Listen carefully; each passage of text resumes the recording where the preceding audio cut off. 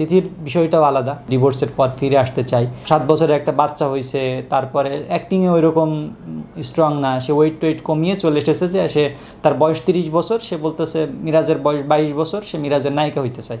Screenshot ইত্যাদি অনেক কিছু এগুলো বানানো যায়। আসলে এক একজনের সঙ্গে এক একটা ইস্যু আছে। প্র্যাঙ্কিং থেকে কেউ কাজ ফাঁসিয়ে চলে গেছিলো, বিয়ে করছিল, সে ডিভোর্স হয়ে যাওয়ার পর সে ফিরতে চায়, তাকে আমি প্র্যাঙ্কিংয়ে নিব কি নিব না, প্রত্যেকেই তাদের নিজস্ব চিন্তাভাবনাগুলোই। এবার যারা যারা প্র্যাঙ্কিংয়ের এন্ট্রি ছিল সবাই একসঙ্গে মিলে প্র্যাঙ্কিংয়ের ওপর অ্যাটাক দিয়েছে। মূল কথা হচ্ছে এগুলোর সবই মিথ্যাচার এবং বানোয়াট কথাবার্তা, এগুলোর কোনো ভিত্তি নেই। ঠিক আছে, আমার টিমে কি হচ্ছে না হচ্ছে সেটা তো আমার টিম মেম্বার বলবে। টিম থেকে চলে যাওয়া 5 বছর 7 বছর আগে চলে গেছে এমন মেম্বার যদি আমার টিমে বর্তমানে কি হচ্ছে তার কাছে শুনতে হয়, সে বলতে চাই, তাহলে এটা দুঃখজনক। আমার টিম মেম্বাররা অলরেডি তারা বিভিন্ন জায়গায় বলেছে যে আমাদের টিমে কি হচ্ছে, এই ধরনের কোনো ঘটনা আমাদের টিমে ঘটে না।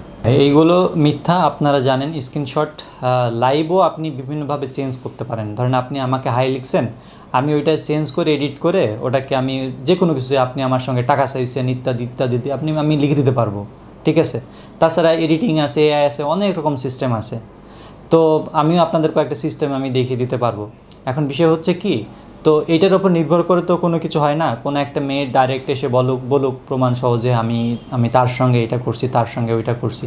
বিশেষ করে আমি তো নিয়মিত কোনো মেম্বার নিই না।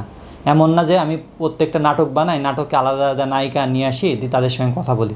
আমার এখানে যে স্থায়ী মেম্বার হয় সে 5 বছর 7 বছর 10 বছর ধরে কাজ করে।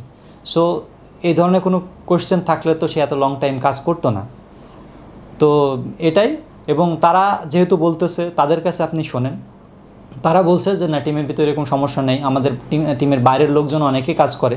সো তাদের কাছে শোনেন, এই ধরনের কোনো সমস্যা নাই। তো সমস্যা অ্যাকচুয়ালি আমার টিমে এই ধরনের সমস্যা থাকার কোনো কথাই নাই। স্ক্রিনশট ইত্যাদি অনেক কিছু এগুলো বানানো যায়। ঠিক আছে, তো এইটার কোনো ভিত্তি নেই।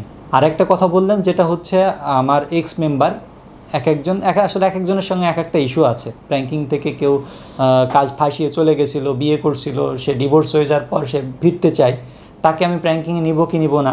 ঠিক আছে, এবং সে আবার কন্টিনিউ করতে পারবে কি না। আরেকজন হচ্ছে সে তার 7 বছরের একটা বাচ্চা হয়েছে, তারপরে অ্যাক্টিংয়ে ওই রকম স্ট্রং না, সে ওয়েট কমিয়ে চলে এসেছে, যে সে তার বয়স 30 বছর, সে বলতেছে মিরাজের বয়স 22 বছর, সে মিরাজের নায়িকা হইতে চায়।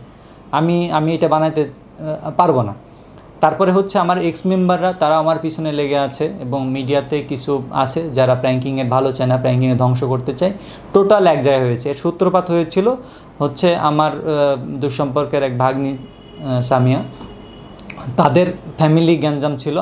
আমার আপু হচ্ছে তার মামি হয়, তার মামার সঙ্গে জমি জায়গার বিরোধ নিয়ে এই শুরু হয়। প্রথমে সে আমার আপুকে স্ট্যাটাস দেওয়া শুরু করে, কিন্তু আমার আপুকে কেউ চিনে না, যেহেতু সেটা কোনো কিছু হয় না। এরপরে সেই স্ট্যাটাসের ভিতরে হচ্ছে আমাকে ইনক্লুড করা শুরু করে।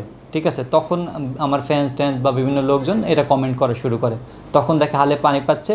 এরপরে যারা আমার এন্ট্রি ছিল তারা তাকে ফুসলাতে শুরু করে এবং সে পোস্ট দেওয়া শুরু করে। তখন আমি একটা থানাতে জিডি করি যে এইগুলো হচ্ছে। অ্যাকচুয়ালি আমি এগুলো প্রথমে পাত্তাই দিতে চাই নাই, কারণ এগুলো নিয়ে ওই যে জাস্ট পোস্টস হচ্ছে, আর কিছু সি ক্যাটাগরির কিছু ইউটিউবার চ্যানেলগুলো এগুলো কাজ করতেছিল।